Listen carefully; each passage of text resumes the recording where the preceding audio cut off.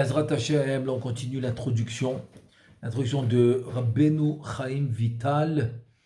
Et là, comme ça, il nous enseigne l'importance d'étudier la Kabbalah et les Sodot Torah, que c'est finalement, c'est pas facultatif, c'est obligatoire.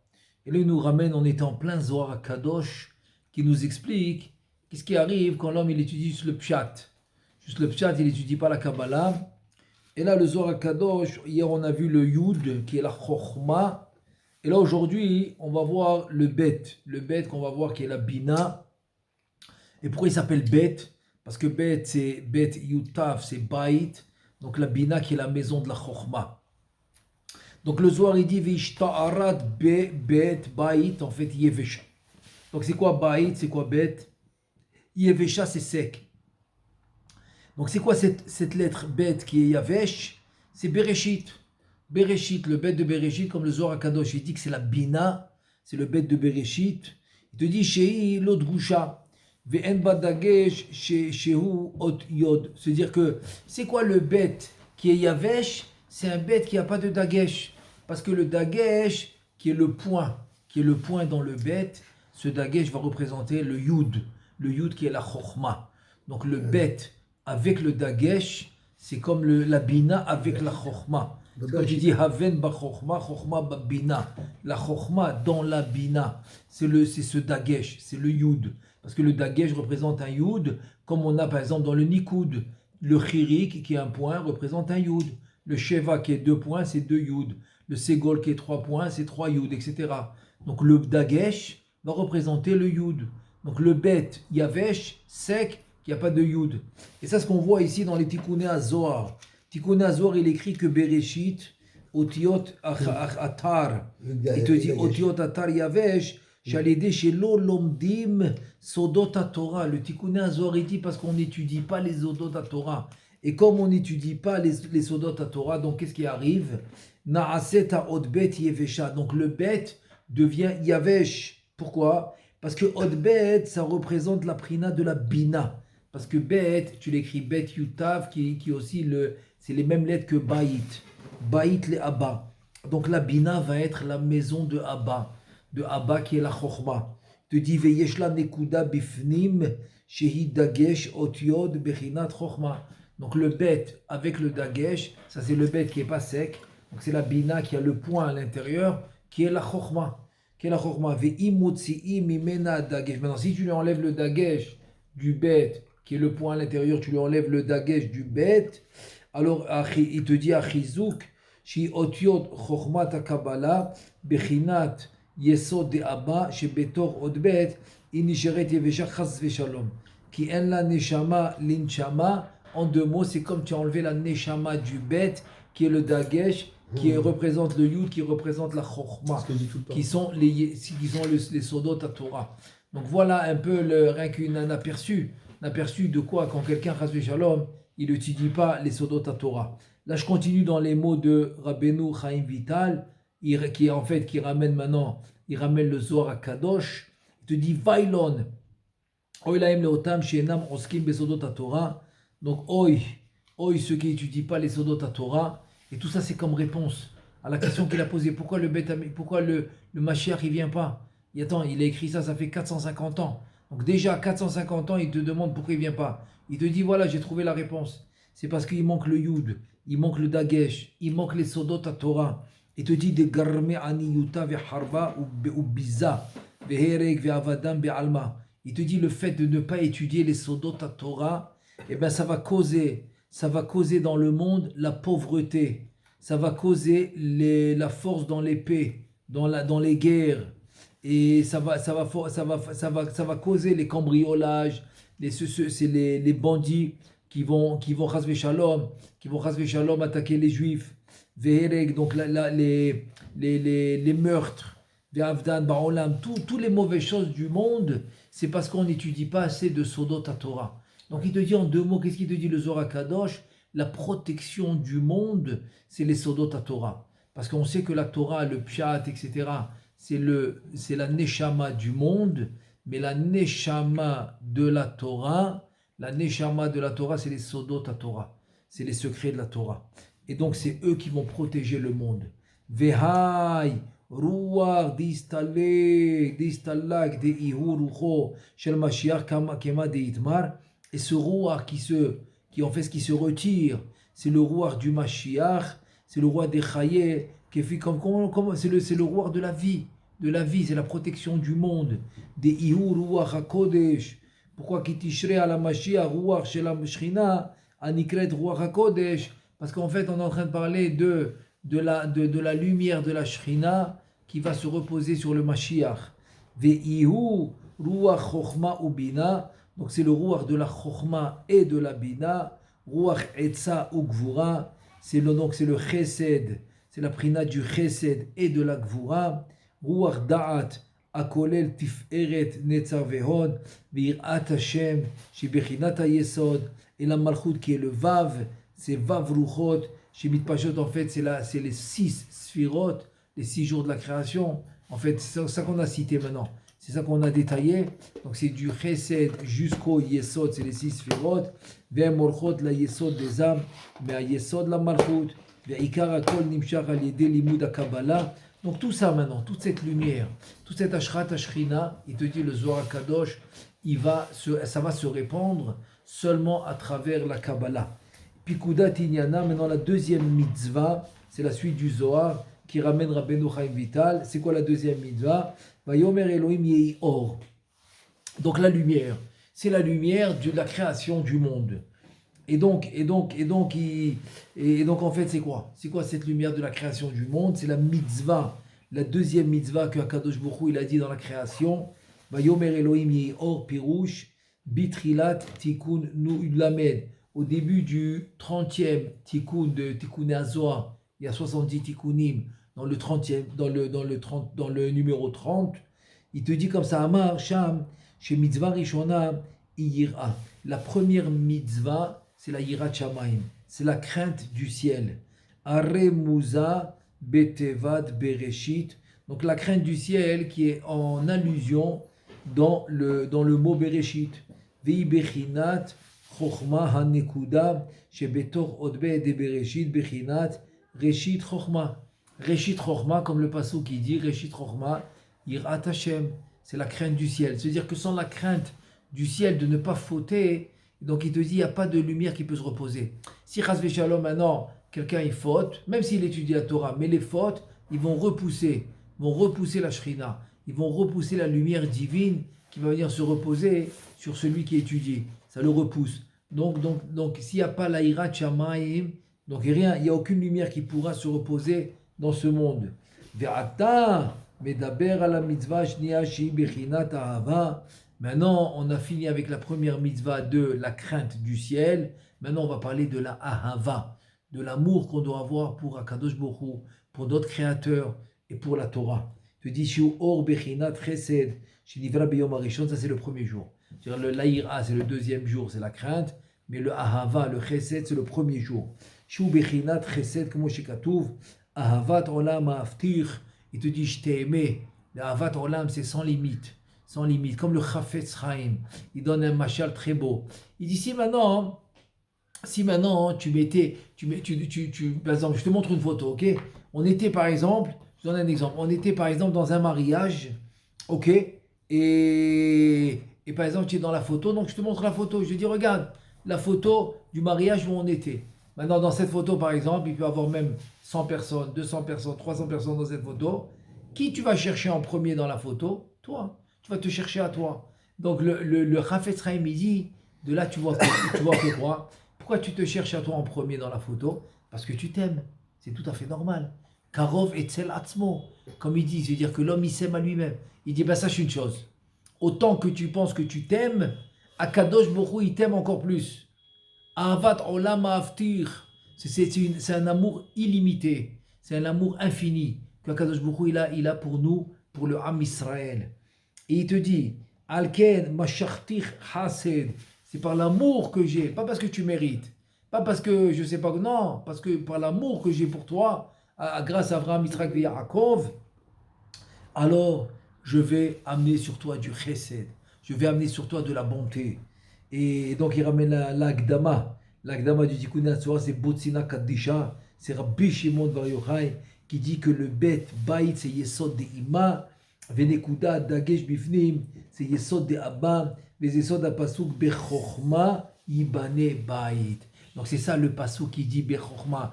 Avec la chorma, tu vas construire la maison. C'est quoi la maison? C'est la bina. Donc si tu veux construire la bina, c'est que la chorma, c'est que la chorma. Et selon le Zohar Kadosh, c'est qui la chorma? C'est les sodot à Torah. Donc il y a ces choses qu'on ne peut pas éviter.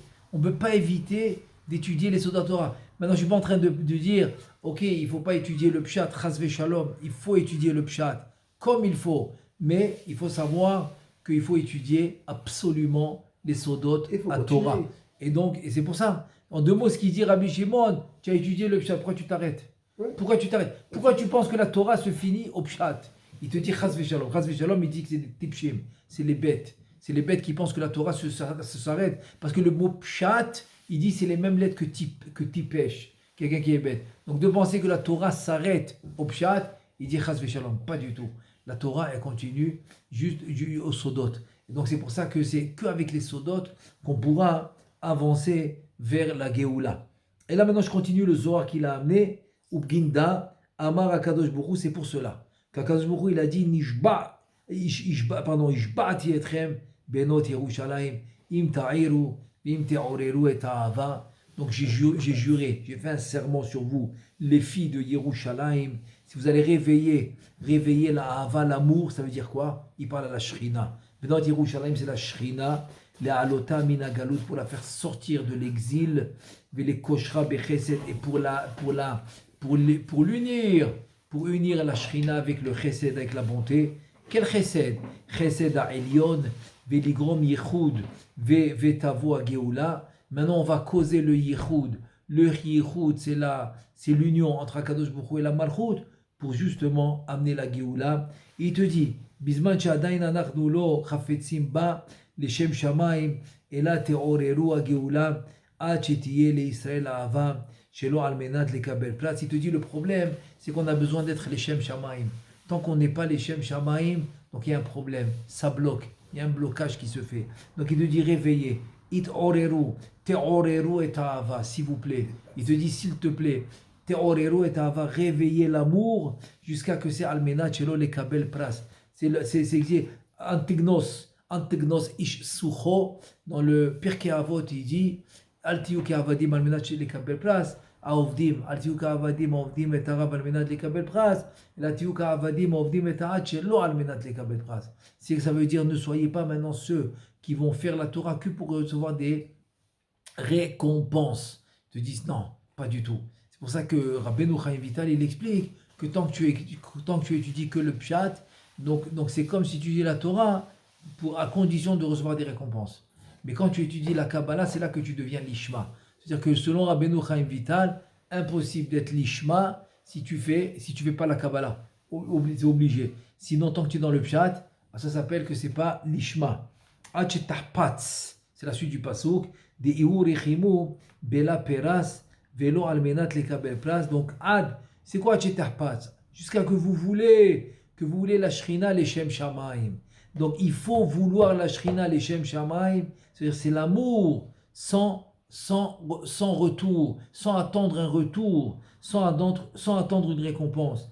Les Gamlo Almenat chez Ikabel, Eze pas un pras, il te dit aucune récompense. C'est-à-dire, en deux mots, il n'attend pas du tout une récompense. Et qu'est-ce qu'il attend? Pas du tout. Lui, tout ce qu'il veut, c'est faire la volonté de son créateur et de le rendre heureux. C'est tout ce qu'il veut. C'est tout. Même si, c'est-à-dire, c'est pas du tout Almenat Pras. Et ça, on ramène une histoire incroyable avec le Baal Shem Tov à Kadosh. Il dit un jour, lui, c'est connu, Baal Shem Tov à Kadosh, il n'y a pas. Son bitachon envers Hachem était incomparable. Impossible de saisir ce bitachon qu'il avait à Hachem. Il ne dormait pas la nuit s'il lui restait des pièces dans la poche. Il dit non, il faut les distribuer. Avant d'aller dormir, il devait tout vider. Attends, mais il lui reste 10 shekels dans la poche. Il faut aller les donner. Un franc, il faut aller le donner. Il fallait qu'il dort sans rien. C'est son bitachon. Il avait un bitachon incroyable. Un jour, il arrive, si je ne me trompe pas, ça s'est passé en Turquie. C'est quand il voulait avec sa fille, il était avec sa fille Odel. Il devait aller en Eretz Israël, donc il s'est arrêté là-bas. C'était la veille de Pessah. Il s'arrête là-bas pour passer Pessah avant de continuer son voyage en Eretz Israël. Et voilà que Erev Pessah, ils n'ont pas où aller. Ils n'ont pas de matzot, ils n'ont pas de vin, ils n'ont rien. Donc sa fille, elle est un peu inquiète. Elle dit, ma fille, ne t'inquiète pas. Baruch Hashem, on a toujours vécu comme ça pour le Be'ezrat Hashem, jusqu'à qu'on reçoit le Be'ezrat Hashem Bebitachon. Ne t'inquiète pas, tout va bien se passer. Et voilà que il arrive dans cette ville, il connaît personne. Donc qu'est-ce qu'il lui reste à faire? Erev Pessah, il dit à sa fille, c'est bon, je te laisse maintenant là à l'auberge où ils étaient. Non, moi je vais aller à la synagogue, j'ai rien à faire. Et t'inquiète pas, tout va bien se passer. Et donc lui il va à la synagogue, ils n'ont rien. Pas de matzot, pas de vin, rien du tout. Mais alors rien du tout. Et lui il s'inquiète même pas. Même pas il s'inquiète, il va à la synagogue, il va depuis le début d'après-midi jusqu'à le soir. Il va faire la mincha tranquille, Arvit, jusqu'à après la tfila de Arvit, il va rentrer. Et voilà que sa fille, dans l'auberge, elle est sortie pour faire une petite course. Et par hasard, c'est Ashgacha Pratit, elle rencontre une femme avec qui elle parle, etc. Et voilà, ils parlent de là et de ça et de ça. Et finalement, cette femme-là, à dévoiler qu'elle est devant la fille du Baal Shem Tov. Et la femme, elle est toute prise en surprise. Waouh, la fille de Baal Shem Tov, etc. Et pas que ça, elle lui dit que son père aussi, il est là. Et que voilà, que ce soir, ils n'ont pas où aller. Ils ont besoin d'un endroit pour passer l'aile à Seder. Et la femme, elle dit, mais attends, Baruch Hashem, on a les moyens. C'était une femme mariée avec un homme très très très riche et qu'ils n'avaient pas d'enfants. Mais donc ils avaient tous les moyens qu'il fallait. Et donc elle lui dit, mais attends, il n'y a pas de problème, vous avez où aller. On vous organise tout. Maintenant pour Baal Shem Tov, tu vas me dire, elle demande à sa fille, tu vas me dire quel ashgacha il prend, quel matzot il veut, quel vin il veut, tu vas me dire, il n'y a pas de souci. Et je vais tout organiser, t'inquiète pas. On organise tout. Et donc, évidemment, sa fille, elle lui a dit tout ce que son père a l'habitude. Et la femme, elle a passé toute l'après-midi avec son mari à préparer le seder d'une manière impeccable selon les demandes et les exigences du Baal Shem Tov. Sans que le Baal Shem Tov ne sache rien du tout, qu'il y a la synagogue tranquille. Et ils ont préparé toute l'après-midi. Et après, vite, parce qu'il s'est arrivé l'heure de Mincha, donc le mari, il est parti à Mincha. Il est parti rejoindre Baal Shem Tov où il était là-bas. Et donc c'est comme ça que finalement, sa fille a rencontré son père après Arvit. Elle lui a dit, Baruch Hashem, on a où aller. Et le Baal Shem Tov, tout tranquille, il n'était même pas inquiet. Baruch Hashem, ils sont allés chez cette famille. Et voilà que Baruch Hashem, ils ont eu un seder d'une manière incroyable, avec tous les détails, tout ce que le Baal Shem Tov avait l'habitude. Et voilà, pendant le seder, le Baal Shem Tov, il était Baruch Hashem, il avait fait commencer les Arba Kosot, et donc il était vraiment heureux d'avoir un Leil Seder comme il faut alors qu'il n'avait rien. Et donc il veut faire une bracha à ceux qui l'ont invité. Donc il leur demande qu'est-ce qu'ils auraient aimé. Et voilà que sa fille, elle lui dit, ils n'ont pas d'enfant. Ils n'ont pas d'enfant, donc ils auraient aimé avoir un enfant. Le Baal Shem Tov, il voit qu'avec son roi HaKodesh, que c'était impossible pour eux d'avoir un enfant. Et il fait une xéra, il fait un décret. Et c'est quoi le décret qu'il va faire? Que oui, ils auront un enfant, et il décrète. Donc Mishamaim, ils n'ont pas le choix. Baal Shem Tov a décrété, donc ils ont accepté que le Baal Shem Tov il a un enfant, que ce couple aura un enfant, oui, mais il y a un problème. C'est qu'ils ont annoncé, ça s'appelle un cruise, ils ont annoncé que le Baal Shem Tov n'a pas Olam Haba. Pourquoi? Parce qu'il a décrété quelque chose contre la volonté divine. Et donc on n'a pas le choix, on est obligé d'accepter, parce que c'est le Baal Shem Tov, mais il n'aura pas Olam Haba. Le Baal Shem Tov, il a vu tout ça avec son roi HaKodesh, c'était clair pour lui, il s'est levé, il s'est mis à danser. Leil Seder. Qu'est-ce qui se passe? Mais alors il a raconté, voilà ce que j'ai fait, Be'ezrat Hashem, vous aurez un enfant. Mais maintenant ils ont annoncé que j'aurai pas Olam Haba, parce que je suis allé contre leur volonté, et je suis heureux. Pourquoi tu es heureux? Parce que maintenant, j'ai une occasion de travailler, de servir Hachem, les Shem Shamaim, Shelo Almenat Lekabel Pras. J'attends rien en retour. J'ai plus de Olam Haba. J'ai perdu mon Olam Haba, donc je suis très heureux de pouvoir servir Hachem, les Shem Shamaim, Shelo Almenat Lekabel Pras. Et il était heureux, il a continué le seder, il dansait, il chantait, il a fait un truc, il a fait un seder, ils sont Bachamaïm, ils ont vu ça, il a renversé le monde. Il a renversé tous les mondes, et ils ont dit non, non, non, non, non, non, c'est pas possible. Une telle simra, après qu'on a dit qu'il a pas en la maba, il a une telle simra, une telle joie de servir Hachem chez l'eau, Almenat les Kabel Pras. Il veut pas, c'est-à-dire à condition de ne pas recevoir Dieu. Il est quand même heureux, et ben on change d'avis. Ils ont changé d'avis, ils lui ont donné, évidemment, la Maba, etc., etc. Donc de là, tu vois, il te dit le Zohar Kadosh, que la Géoula va venir seulement quand on aura cet enthousiasme et ce réchec et cette volonté de vouloir servir Hachem. Shelo almenat lekabel pras. Et Rabbeinu Chaim Vital, il dit que c'est à travers l'étude des sodotes de la Torah qu'on peut arriver à ce niveau. Quel niveau? Ce niveau de Shelo almenat lekabel pras. C'est exactement le Zohar Kadosh qui nous dit maintenant. Et là, donc, il te dit, Ad Shetarpas, tu vois, c'est ça, Ad Shetarpas. C'est quoi Ad Shetarpas? Quand tu te réveilles à vouloir servir Hachem, chez l'Almenat les Kabel Pras. Et là, je vais ramener une petite explication là-dessus. Ime, Yesh Ira Ve'ava. Donc, c'est rien qu'une parenthèse que je fais. Une parenthèse que quoi? Il faut savoir. Il y a ce qu'on appelle la Ira et il y a ce qu'on appelle la Ava, Almenat les Kabel Pras. Kémo, par exemple, il va donner un exemple. Donc, il y a ce qu'on appelle la ira, c'est la crainte du ciel, la crainte d'Hachem. Et il y a la hava, c'est l'amour vers Hachem. Il te dit, mais à condition de recevoir une récompense. Il te dit, c'est quoi comme exemple? C'est quoi comme exemple? Il te dit, par exemple, Kémo, Kegon, Kémo Adam, Sheire, me Hachem Idbarach, Shelo Yered Minechasav, ou Shelo Yamutu Banav. Par exemple, un homme, tu sais pourquoi il fait les mitzvot? Je vais te dire pourquoi. Il te dit, tu sais pourquoi? Parce qu'il a peur de perdre sa richesse. Il a peur de perdre sa parnassa. Il a peur que ses enfants, ils décèdent, ras v'shalom. Il a peur de ça. Donc comme il a peur de ça, donc il fait toute la Torah. Il va faire Shabbat, il va faire les mitzvot, parce qu'il a peur. Il a peur de perdre ce qu'il a.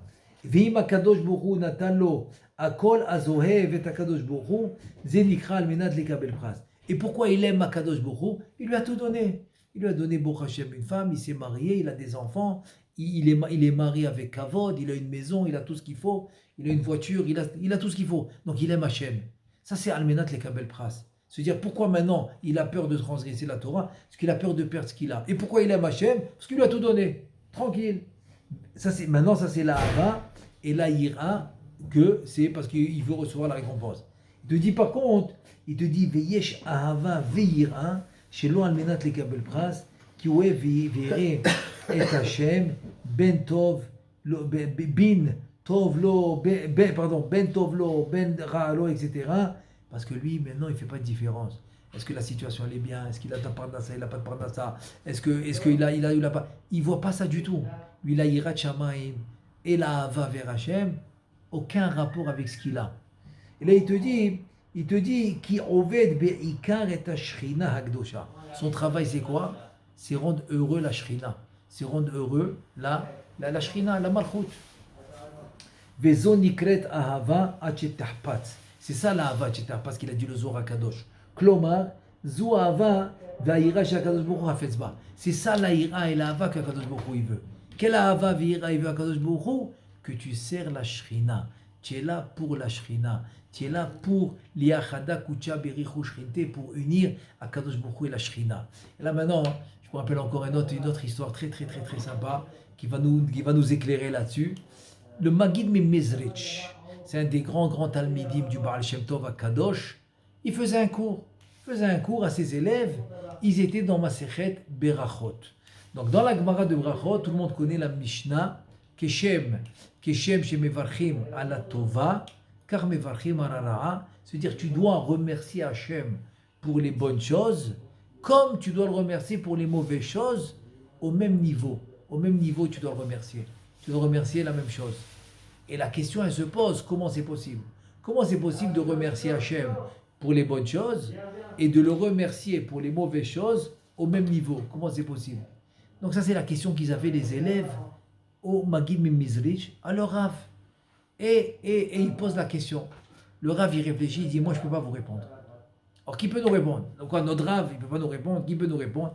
Eh bien, j'ai un Talmide tout le monde le connaît, le Rav Zouché. Rabbi Zouché Mian Poli, lui, c'est un talmid à moi, il faut aller chez lui, et lui, il va vous répondre. Et donc, ils ont fait comme le Rav a demandé, ils sont allés, il n'était plus maintenant dans la même ville, donc il fallait qu'il voyage, ils sont allés le rencontrer dans sa ville, et on sait qu'il était très, il habitait dans une maison très modeste, donc c'était la pauvreté totale. C'est-à-dire qu'il y avait même un seau à la maison parce que l'eau est tombée du toit quand il pleuvait. Il avait très peu de nourriture à la maison, etc. Et voilà que les élèves du Maguid Memizrit, ils arrivent chez lui. Ils tapent à la porte. Il leur ouvre la porte avec Simra. Oui. Il dit, c'est à Maguid Memizrit, ton Rav, mon Rav, il nous a envoyé chez toi. Ah, ben Simra, venez, comment je peux vous aider? Il n'y a pas de problème. Il nous a dit, ils nous ont raconté qu'ils étudient la Mishnah, qu'on doit remercier Hachem, on doit aussi le remercier, la Ra'a, les mauvaises choses. Comment c'est possible? Il dit, mais je ne comprends pas. Lui, il vous a envoyé chez moi pour répondre à la question. Mais comment je vais répondre à la question? Il dit oui. Il a dit, il n'y a que toi qui peux répondre à la question. Il dit, j'aurais aimé, mais le problème, c'est quoi le problème? Pourquoi je ne peux pas répondre à la question? Parce que Hachem, il ne m'a jamais fait de mal. Donc comment je peux répondre à la question? Il m'a fait que du bien. Ça veut dire qu'il était à un niveau. Il vivait pauvrement. Il n'avait pas trop de moyens. Il ne voyait jamais le mal. Tout ce qui venait d'Hachem, il voyait que le bien. Donc c'est pour ça qu'il est arrivé vraiment au niveau. C'est pour ça que le Maguid Memizrit, l'a envoyé. Il les a envoyés chez lui. Pourquoi? Parce qu'il est arrivé à ce niveau de pouvoir voir les choses que... L'Otetzara met Hachem, il dit le passo. Les mauvaises choses, ils ne sortent pas d'Hachem. Donc si toi, tu vois les mauvaises choses, le problème est chez toi. C'est parce que toi, tu les vois mauvais. Mais Hachem, il n'en voit que des bonnes choses. Oui, mais attends, mais c'est la mission, c'est la réalité. La réalité, c'est mauvais. Oui, parce que tu ne vois pas que c'est bien pour toi. Mais si tu comprends que tout est Be'ashgacha pratit, pour ton bien, c'est pour ton tikkun, pour réparer tes fautes, alors tout est bien. Donc voilà, c'est un autre exemple. Un autre exemple d'arriver au niveau de voir que le bien. Et là, on continue le Zohar Kadosh. Dira ve'ava almenat lekabel pras, ihi shifra ki tiraj geverta. Donc ça c'est en fait, c'est parce qu'on est dans un des mondes, parce qu'on a shifra en fait c'est la asiya. Ensuite gevirta, on a dit que c'est la malchut de Hatzilut. Donc kaviachol, il va changer d'adresse. Au lieu de travailler, de servir la malchut de Hatzilut, bechaz v'shalom, il va rester dans la asiya, qui est un endroit très bas. Et donc cette chifra, c'est Batzugo, chez la Matat. Matat, c'est le Olam HaYetzira. Vetachat Shalosh Ragza Eretz. Le pasouk dans Michelet, dans chapitre 30, il dit Biglal, Shlosha Devarim, Ragza Haaretz, Sheyam Malchut, Ashchina Gdosha, Vei Betsa'a, Mipene Shalosh Sibot. Maintenant, on va voir. C'est quoi les trois raisons? C'est quoi les trois raisons pour lesquelles la Malchut est en tsa'ar, elle est en peine? Pourquoi? Il dit Tachad Evet ki imlo. C'est quoi? C'est Malach Matat. C'est la naga de Yom Chol. C'est le Malach Matat. Il se finit avec Resh Vavnoun Ron. Qu'on ne le dit pas d'un coup parce que c'est un nom d'ange Kadosh. Et donc le Harizal, il le prononçait Matat. Et donc il dit parce que c'est lui qui dirige le monde. C'est pour ça que Shabbat, qu'on dit Retse Vachalitzenu, Beyom Shabbat Azeh. Donc en fait, on fait une demande. C'est quoi la demande qu'on fait? C'est que va régner la Bina, Bezrat Hashem tout le temps. Tahlot Zotanu, sauve-nous de cette anaga, de cette domination de Matat qui est en semaine. On veut la domination comme le Shabbat. C'est rien qu'un exemple pour dire qu'en fait on veut un plus haut niveau. Donc pourquoi la Shrina est en Tsa'ar? À cause de ça. Donc tant qu'il n'y a pas les sodot de Torah, les secrets de la Torah, donc la Shrina est en Tsa'ar. Première raison. Deuxième raison, les Shifra qui tirage Giverta, Inouk des Matak, donc c'est la Nouk des Matak, c'est Asiya. C'est-à-dire, tant qu'il y a ces mondes-là qui dominent, parce qu'en fait, dans le tikkun final, la Bria, la Yetzira et la Asiya Tartonim qui existent aujourd'hui vont s'annuler. Il va rester que la Hatzilut. Donc c'est pour ça une deuxième raison, qu'il y a maintenant la domination de la Asiya, Tartona. Deuxième raison pourquoi la Malchut, elle est en tsar, elle est en peine. Et troisième raison, les tachat naval qui isba lachem, c'est hem ha'erev rav adkan leshono. Donc troisième raison, c'est en fait finalement pour le fameux Erev Rav, qu'en fait leur Shoresh, il était de Moshe Rabbeinu, c'est pour ça qu'il voulait faire sortir. La Kadosh Baruch Hu, il a vu que c'était pas possible de les takenotam, de les sortir de leur entrant pour les rentrer dans Am Israël.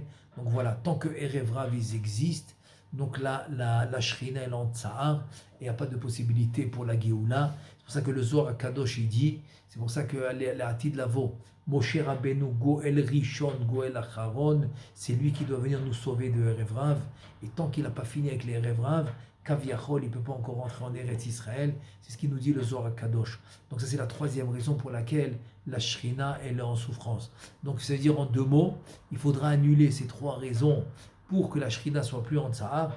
Il vient maintenant Rabbeinu Chaim Vital, à travers ce Zohar Kadosh, il nous dit, ben voilà la solution. C'est quoi la solution? C'est que Am Israël puisse étudier les sodotes de la Torah, et à travers les sodotes de la Torah, c'est ça que finalement va faire accélérer la venue du Mashiach, et c'est là que finalement il y aura Be'ezrat Hashem, la rédemption finale. Be'ezrat Hashem, demain on continue. Baruch Adonai Le'olam, Amen ve'Amen.